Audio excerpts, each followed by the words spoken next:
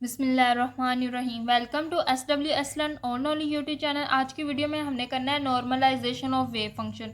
पिछली वीडियो में हमने एजन वैल्यू और एजन फंक्शन के बारे में पढ़ा। आज की वीडियो हमने देखना है नॉर्मलाइजेशन ऑफ वेव फंक्शन क्या है।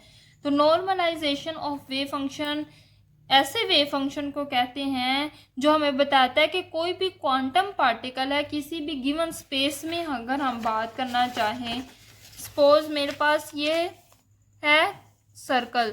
अब मैं बात करना चाह रही, ये मेरे पास गिवन स्पेस है, इसमें मेरा क्वांटम पार्टिकल पड़ा हुआ है। अब जो वेव फंक्शन है इसका, हर पार्टिकल का अपना एक स्पेसिफिक वेव फंक्शन होता है।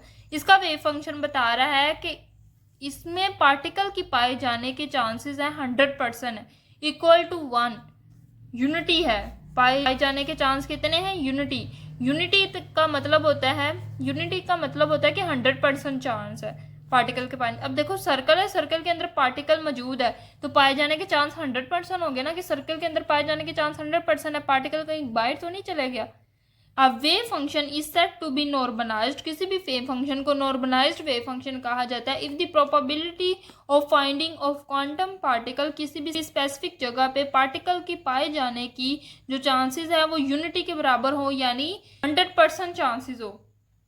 किसी भी क्वांटम पार्टिकल के किसी भी वेव फंक्शन को हम तब नॉर्मलाइज कहते हैं जब उसका जो क्वांटम पार्टिकल है उसके किसी गिवन स्पेस में पाए जाने के चांसेस यूनिटी हो, यानी 100% हो। अब इसके लिए एक इक्वेशन लिखी जाती है। अब जो नॉर्मलाइजेशन ऑफ वेव फंक्शन की इक्वेशन है, हमारे पास इंटीग्रेशन वेव फंक्शन का स्टार डीटा डी वेव फंक्शन, तो जो हमें वेव फंक्शन होगा उस क्वांटम पार्टिकल का तो वो तो हमें पता होगा। और डी टा क्या है? वेव फंक्शन से तो आप फेमिलियर है, लेकिन डी टा का आपको नहीं पता। डी टा हमारे पास क्या होता है? Volume element. वॉल्यूम एलिमेंट आप इजी वर्डिंग में अगर याद करना चाहे तो ये हमें डायरेक्शन बताता है, ठीक है। अगर अलोंग एक्स एक्सिस होगा तो डी एक्स होगा। अगर हम थ्री डायमेंशन की बात करें तो डी टा क्या होगा? D x d y d c. अगर हम सिर्फ वन डायमेंशन की बात करेंगे तो जो डी टा है वो सिर्फ हमारा डी एक्स होगा, ठीक है। तो सिंपल सा आप लोगों ने इतना सा कॉन्सेप्ट रखना है कि डेटा क्या है, ये होता है वॉल्यूम एलिमेंट। अब नॉर्मलाइजेशन ऑफ वेव फंक्शन पता चल गया। अब ये साइज का तो पता है, साइज स्टार क्या है? ये एक नई चीज है। साइज स्टार है हमारे पास, अगर कोई भी फंक्शन है जिसकी वैल्यू सपोज मैं ई की पावर अयोटा एक्स लगा रही हूँ, जिस साई का अगर हम साइज स्टार लें तो वो क्या होगा कि अयोटा के साथ हमने इसका साइन चेंज कर देना, मॉडुलस ले लेना, ठीक है, सिंपल। तो क्या साथ प्लस है तो इधर माइनस अयोटा एक्स लगा दे, ठीक है। वेव फंक्शन में कॉम्प्लेक्स नंबर आ जाए यानी अयोटा आ जाए। कॉम्प्लेक्स वेव फंक्शन के लिए होता है जिनके पास अयोटा आ जाए। तो अगर वेव फंक्शन हमारे पास ई की पावर अयोटा एक्स है तो वेव फंक्शन का स्टार यानी साइज स्टार किसके बराबर होगा कि अयोटा के साथ साइन चेंज कर देना, ऊपर प्लस में है तो इधर हम माइनस अयोटा एक्स लिख देंगे। सपोज अगर हमारे पास कोई वेव फंक्शन है इसमें अयोटा ही नहीं है, वेव फंक्शन है तो उसमें अयोटा ही नहीं है, ई की पावर 2x, अब इसमें अयोटा तो है नहीं, इमेजिनरी वैल्यू नहीं है, तो साइज स्टार बी ई की पावर 2x होगा। तो फिर ये इक्वेशन क्या होगी? ये भी साई होगा, ये भी साई होगा, दोनों बराबर है ना, तो ये भी साई होगा, ये भी साई होगा, तो ये इस तरह हो जाएगी, साई का स्केयर हो जाएगा। ये भी साई होगा और साई स्टार भी साई के बराबर होगा, तो साई स्केयर हो जाएगा डी टा इज इक्वल टू 1, ठीक है। ये मान है, मतलब इसमें पाए जाने के जो चांसेस हैं वो यूनिटी है। अब ये जो साइज स्केयर है ये किसी पार्टिकल की स्पेस में पाए जाने को बताता है, चांस को बताता है, कितना पाए जाने का चांस है, ठीक है। तो इसलिए हम ये वाली इक्वेशन यूज करते हैं। अब कभी कभार ऐसे भी हो सकता है कि दो फंक्शन को मल्टीप्लाई करने से और उनका डेटा लेने से हमारे पास इक्वल टू 1 नहीं आता, कभी कभार ऐसा हो जाए तो हम क्या करते हैं, किसी भी कांस्टेंट वैल्यू से अपने फंक्शन ऑफ साई स्टार, अपने साई और साई स्टार को कांस्टेंट वैल्यू से मल्टीप्लाई करते, किसी का जो आंसर है वो यूनिटी के बराबर है। बाय चांस अगर आंसर यूनिटी के बराबर नहीं आए तो हम किसी ना किसी कांस्टेंट से मल्टीप्लाई करेंगे कि हमारा आंसर 1 के बराबर आए। यानी कोई फंक्शन है, कोई वेव फंक्शन है जो हमें चाहिए यूनिटी, तो हम उसको खुद भी नॉर्मलाइज कर सकते हैं किसी भी नंबर से मल्टीप्लाई करने से, किसी भी कांस्टेंट नंबर से मल्टीप्लाई करने से। तो क्या होगा कि every acceptable wave function can be neutralize, हम उसको न्यूट्रलाइज कर सकते हैं अगर वो न्यूट्रलाइज नहीं है, multiplying it by an appropriate constant N. ठीक है, एन से मल्टीप्लाई करेंगे तो ये जो इक्वेशन है हमारी यूनिटी के बराबर आ जाएगी। ठीक है, फॉर एग्जाम्पल हम एग्जाम्पल ले रहे हैं कि अगर एक पार्टिकल किसी बॉक्स में है, सपोज बॉक्स क्या, वन डायमेंशनल बॉक्स है। ठीक है, वन डायमेंशनल बॉक्स है, सपोज ये हमारा बॉक्स है, वन डायमेंशनल बॉक्स है। अब इसमें जो लिमिट है, इधर हमारा x इज इक्वल टू 0, इधर x is equal to a है, तो लिमिट क्या है 0 से a तक। अब पार्टिकल अंदर मौजूद है तो पार्टिकल के पाए जाने के चांस भी क्या होंगे 100%। ठीक है, तो पार्टिकल के अब इसमें पाए जाने के चांस क्या है 100%। मतलब ये है कि ये हमारा क्या होगा फिर नॉर्मलाइज, इसका जो वेव फंक्शन होगा वो हमारे पास नॉर्मलाइज्ड वेव फंक्शन होगा।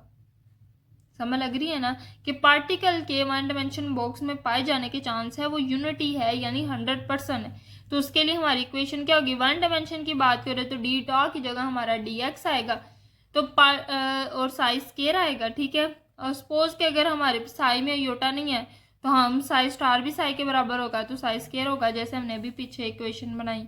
ये बस इस इक्वेशन में उन्होंने डी टॉ की जगह वन डायमेंशन बॉक्स की बात करें तो डी एक्स लगा दिया, वो किसके बराबर है, यूनिटी के बराबर। अब ये जो नॉर्मलाइज्ड वेव फंक्शन की बात जो हम करें, इसको हम मजीद एलेबोरेट करते हैं किसी एग्जांपल से। सपोज मैं एग्जांपल नंबर 2 ले रही हूँ ताकि आपको साई स्टार की भी समझ आ जाए। अब इधर जो मेरा फंक्शन है वो पावर अयोटा एक्स के बराबर है। अब मैंने देखना है ये जो फंक्शन है नॉर्मलाइज्ड है या नहीं। मैं अपनी इक्वेशन अप्लाई करूँगी, अगर मेरी इक्वेशन ये फॉलो करता है और वो यूनिटी के बराबर आती है तो मैं कहूँगी ये फंक्शन जो है वो नॉर्मलाइज्ड वेव फंक्शन है। सपोज ये इक्वेशन है Sai star D, one dimension की बात करें तो डी एक्स आएगा इज इक्वल टू 1। अब मैं इधर लिमिट्स लगाती हूँ, सपोज मेरी लिमिट्स है 0 से 2 पाई। ठीक है, अब मैंने देखना है कि ये जो फंक्शन है वो नॉर्मलाइज्ड है कि नहीं, तो मैं इस इक्वेशन में अपने फंक्शन को पुट करती हूँ। ठीक है, 2 पाई 0 हम क्या लिखेंगे ई की पावर योटा एक्स। अब साई स्टार क्या होगा, मैंने कहा था कि योटा के साथ साइन चेंज कर देना, ई की पावर माइनस योटा एक्स आ जाएगा, और ये डी एक्स वैसे का वैसे इज इक्वल टू 1। इसको मजीद सोल्व करते हैं। अब ये देखो ये प्लस में है ये माइनस में है, आप इसको इस तरह भी लिख सकते हैं 2x ई की पावर अयोटा एक्स माइनस, इन दोनों की बेस सेम है तो इनकी पावर को हम इकट्ठा कर लेंगे, iota x minus iota x.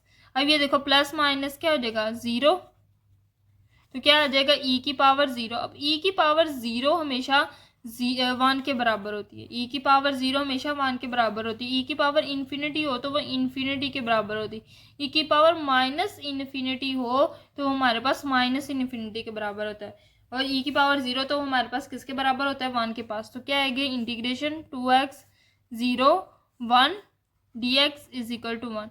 अब अकॉर्डिंग टू इंटीग्रेशन रूल 1 की इंटीग्रेशन क्या होती है हमारे पास x, जैसे x का डेरिवेटिव हमारे पास 1 होता है तो 1 की इंटीग्रेशन x होगी।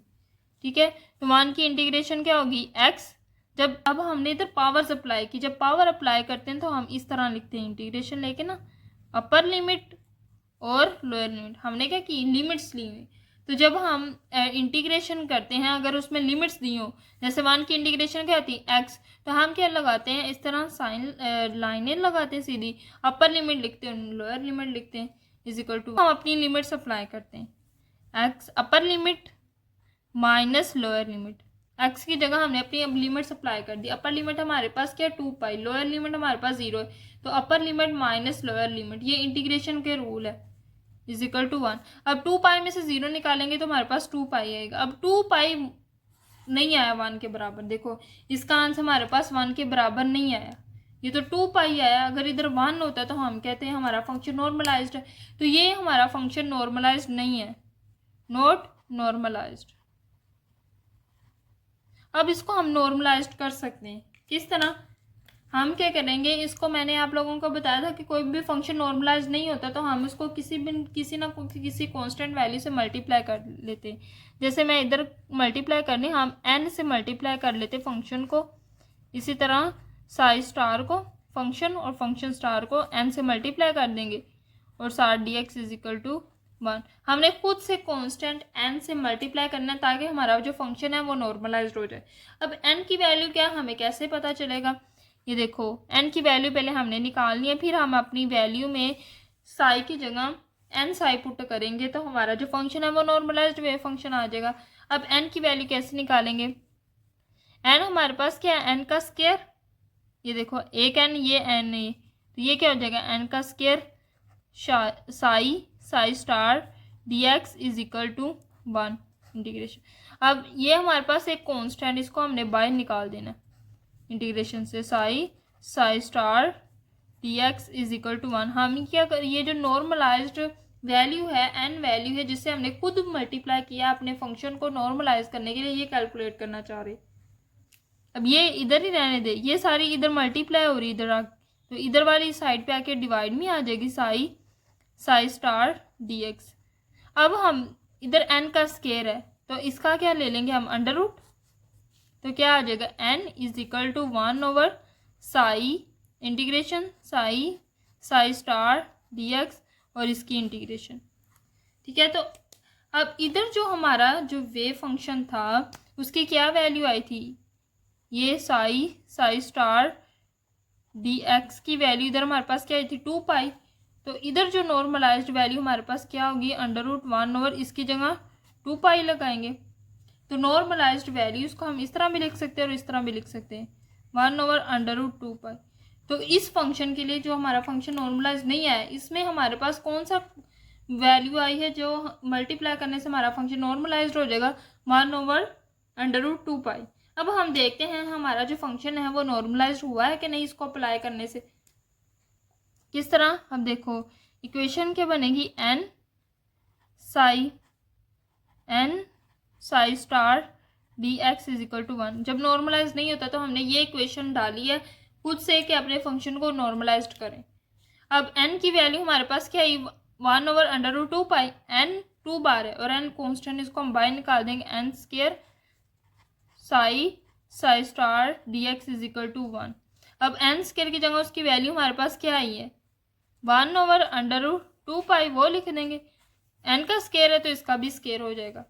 अब ये जो पूरी टर्म है इसकी वैल्यू हमारे पास क्या आई है? 2 पाई। इसकी जगह आप लोगों ने लिख देना 2 पाई। ये देखो पीछे सोल्व करने से इसकी पूरी वैल्यू क्या आई थी? 2 पाई। इसकी जगह इसकी वैल्यू लिख देंगे 2 पाई। दोबारा सोल्व करने की ज़रूरत नहीं है, अंडर रूट स्क्वायर से कैंसिल हो जाएगा, नीचे 2 पाई आएगा, multiply 2 pi is equal to 1। ये 2 पाई से कैंसिल हो जाएगा, 1 आ जाएगा हमारा आंसर। तो अब देखो हमने खुद से जो कांस्टेंट से मल्टीप्लाई किया तो हमारा फंक्शन नॉर्मलाइज्ड हो चुका है। तो इस तरह हम किसी भी फंक्शन को नॉर्मलाइज्ड कर सकते हैं अगर वो नॉर्मलाइज्ड नहीं है। तो हाँ, ये था हमारा normalization of wave function, very important and very easy topic. अगर आप लोगों को वीडियो अच्छी लगी तो आप लोगों ने वीडियो को लाइक ज़रूर करना है और अपनी क्लास फेलो के साथ इसको शेयर करें वीडियो को, और दुआ में याद रखिएगा। अल्लाह हाफिज़।